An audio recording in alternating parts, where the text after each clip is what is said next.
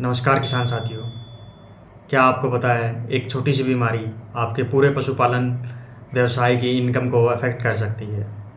पशुओं का दूध कम हो सकता है, एडवांस प्रेग्नेंट एनिमल्स अबॉर्ट कर सकते हैं।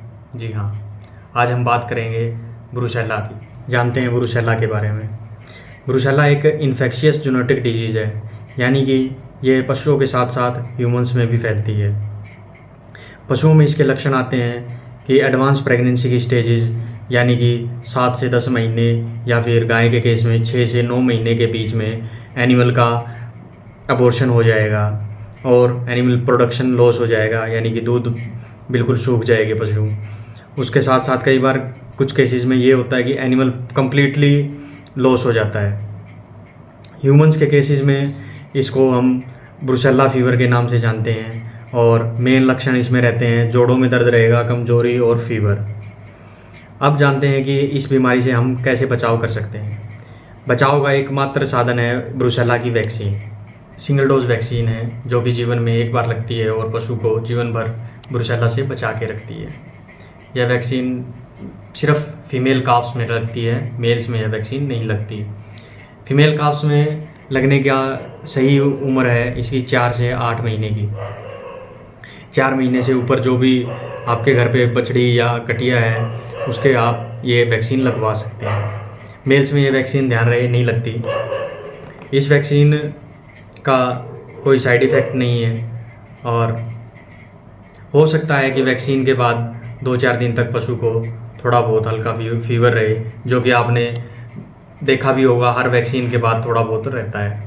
चलो अब बात करते हैं सरकार की तरफ से दी जाने वाली सुविधाएं जो इस वैक्सीन से लेकर आपको मिलेंगी। यह वैक्सीन पूर्ण रूप से फ्री ऑफ कॉस्ट है और ये वैक्सीन आपके डोर स्टेप पर लगाई जाती है।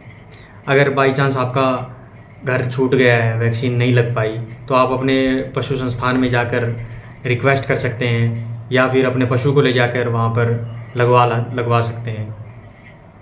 इसके साथ साथ वहाँ पे जो वैक्सीन लगाई जाती है, वैक्सीन के लिए वहाँ पर स्टाफ को ट्रेनिंग भी दी जाती है। कुछ एक इम्पोर्टेंट बातें जो आपको इस वैक्सीन से रिलेटेड और आपके पशुपालन में हमेशा आपके काम आती रहेंगी।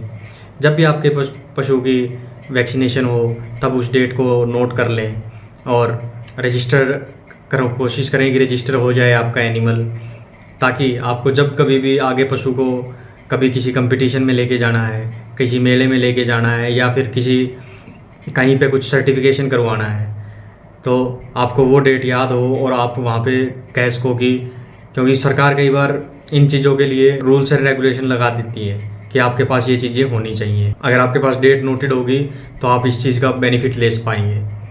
और जब भी आपको कहीं से पशु खरीदना है तब ध्यान रखें कि आप अगर खासकर आपके पास अगर बड़ा डेयरी फार्म है तो आप ध्यान रखें कि पशु वैक्सीनेटेड है या नहीं।